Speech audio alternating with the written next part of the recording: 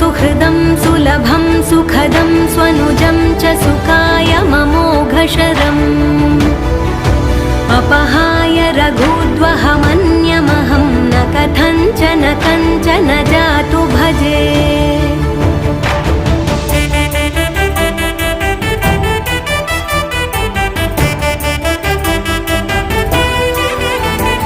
विना वेङ्कटेशं ननाथो ननाथः सदा वेङ्कटेशं स्मरामि स्मरामि।